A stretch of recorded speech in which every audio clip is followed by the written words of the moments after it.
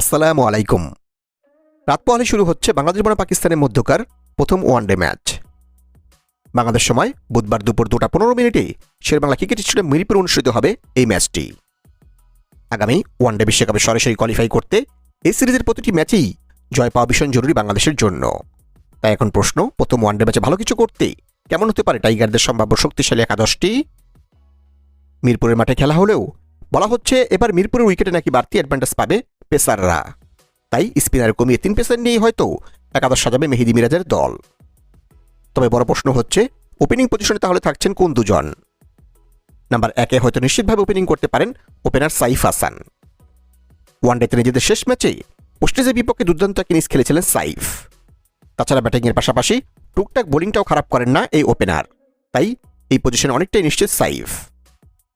Number 2-এ থাকছেন কে, সৌম্য নাকি তামিম? সাম্প্রতিক কিছু ঘরোয়া পারফরমেন্স বিবেচনায় কিছুটা এগিয়ে থাকছেন তানজিদ তামিম। তবে ঘরের মাঠে নিজেদের শেষ ওয়ানডেতে ওয়েস্ট ইন্ডিজের বিপক্ষে 91 রানের দুর্দান্ত এক ইনিংস খেলেছিলেন সৌম্য সরকার, তাই সেই বিবেচনায় আবার এগিয়ে রয়েছেন সৌম্য। যাই হোক, সার্বিক বিবেচনায় প্রথম ম্যাচে মনে হচ্ছে একাদশে থেকে যেতে পারেন তানজিদ তামিমই। নাম্বার 3-এ দলের অটো চয়েস নাজমুল হোসেন শান্ত। পাকিস্তানের বিপক্ষে এই সিরিজে ভালো করতে হলে নাজমুল শান্তর ভালো করাটা ভীষণ জরুরি বাংলাদেশের জন্য। দেখা যাক এই সিরিজে নিজেকে কতটা মিলে ধরতে পারেন এই অভিজ্ঞ ক্রিকেটার। নাম্বার 4-এও দলের অটো চয়েস তাওহিদ হৃদয়। আশা করছি বাংলাদেশ দলকে সরাসরি বিশ্বকাপে তুলতে তিনিও রাখবেন এই সিরিজে কার্যকরী ভূমিকা। নাম্বার 5-এ দেখা যেতে পারে অনেকদিন পর ওয়ানডে দলে ডাক পাওয়া লিটন কুমার দাসকে। আসলে টি-20 ফরম্যাটে ভালো করলেও ওয়ানডেতে এসে বরাবরই খেই হারিয়ে ফেলেন এই উইকেট কিপার ব্যাটার। দেখা যাক এবার পাওয়া সুযোগটা কতটা কাজে লাগাতে পারেন লিটন দাস।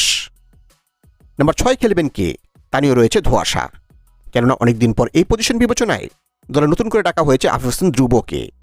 যদিও এই জায়গায় খেলানোর জন্য মাহিদুল ইসলাম অঙ্কন রয়েছেন মূল স্কোয়াডে। তাছাড়া শেষ ওয়েস্ট ইন্ডিজের বিপক্ষে সিরিজও মোটামুটি ভালোই করেছেন অঙ্কন। তাই আফিফ নাকি অঙ্কন, শেষ পর্যন্ত কে সুযোগ পাচ্ছেন প্রথম ম্যাচের একাদশে?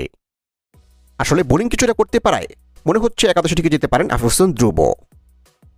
নাম্বার 7-এ থাকছেন দলের অধিনায়ক মেহেদী হাসান মিরাজ। যদিও শেষ কয়েকটি সিরিজে তার নেতৃত্বে তেমন একটা ভালো করতে পারেনি টাইগাররা, তবে আশা করছি এবার দলের জন্য ভালো কিছু করে দেখাবেন মেহেদী হাসান মিরাজ। নাম্বার 8-এ দলের auto choice leg spin bowler Rishad Hossain. আসলে এই সিরিজে বাংলাদেশ কতটা ভালো করবে তা অনেকটাই নির্ভর করবে রিশাদের বোলিং পারফরমেন্সের ওপর। দেখা যাক সাম্প্রতিক সময়ে ভালো ফর্মে থাকা রিশাদ কতটা ভালো করতে পারেন এই সিরিজে। নাম্বার 9 এবং 10 এই দুই পজিশনে দলে auto choice pacer Taskin Ahmed এবং কাটার মাস্টার মোস্তাফিজুর রহমান। তবে 11 নম্বর পজিশনে থাকবেন কে, শরীফুল নাকি নাহিদ রানা?